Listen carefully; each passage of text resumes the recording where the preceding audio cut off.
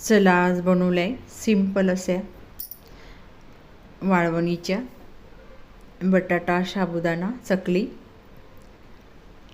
अशा प्रमाणात जर बनवल्या तर नक्कीच आवडतील आणि तळल्यानंतर खूपच अशा टेस्टी खुसखुशीत आणि थोड्याशाही तेलकट नाही आणि नक्कीच आवडतील लहान मोठ्यांना।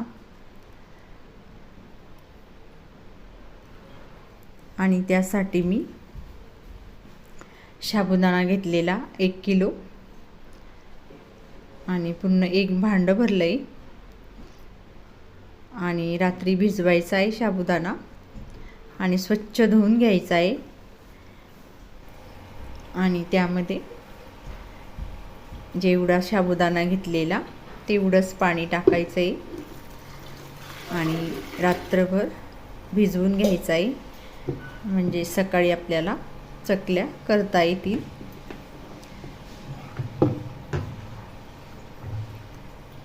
तुम्ही कोणतंही भांडं भरून घ्या साबुदाणा आणि तेवढंच तुम्ही पाणी टाका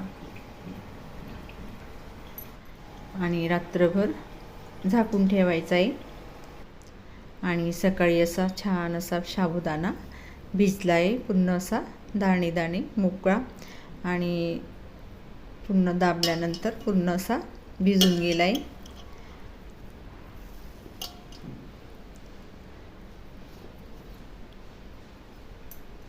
आणि त्यामध्ये 2 किलो बटाटे उकडून घेतलेले आणि बटाट्याला असा काप द्यायचा आणि लवकर शिजता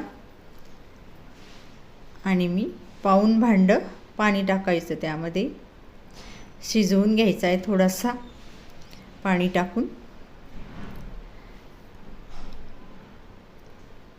आणि असा गरम करून घेतलेला आहे मी।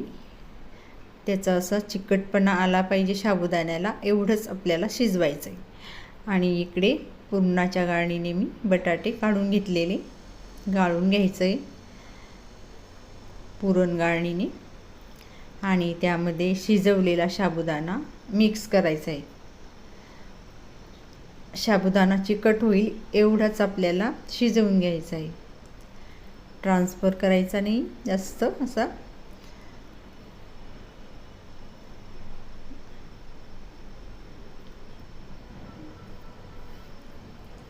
आणि त्यामध्ये आवडीनुसार तिखट टाकायचं आहे, मीठ आवडीनुसार कमी जास्त।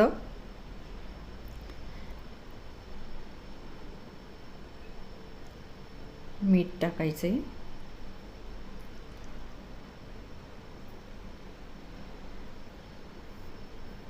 2 चमचे मीठ टाकलेलं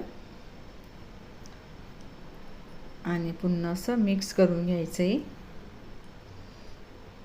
आणि हाताने छान असं मिक्स होतंय पुन्हा एकजीव करून घ्यायचं आहे बटाटा साबुदाणा तिखट मीठ। आणि तुम्हाला जर वाटलं जास्त घट्ट आहे तर तुम्ही त्यामध्ये कोमट पाणी टाकून परत असं लागलं तसं असं मिक्स करून घ्यायचं।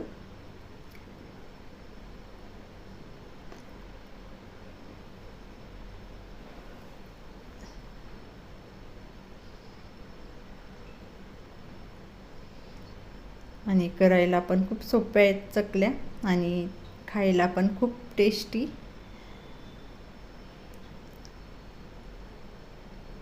आणि पूर्ण असं एकजीव झालंय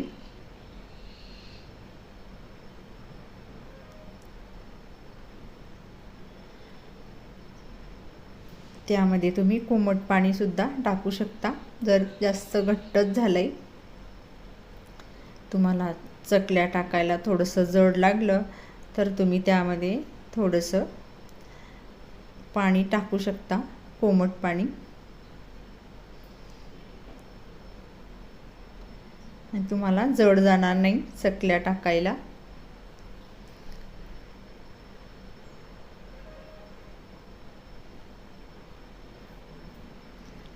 पुन्हा असं आता पीठ तयार झालं आहे चकलीचं. आणि उन्हामध्ये प्लॅस्टिकच्या कागदावर टाकायचे आहे, न तेल लावता.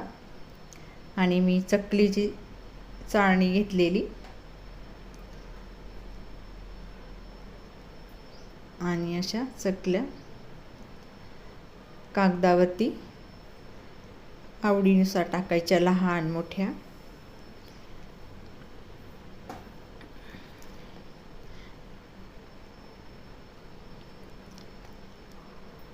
आणि थोडंसंही जड जात नाही आहे. जड जायला लागलं तर तुम्ही त्यामध्ये पाणी टाकायचं कोमट. आणि चकल्या करून झाल्या आहे, दिवसभर वाळल्या आहे, पूर्ण वाळून झालं आहे एक दिवसामध्येच. आणि न तेल लावताही निघताय.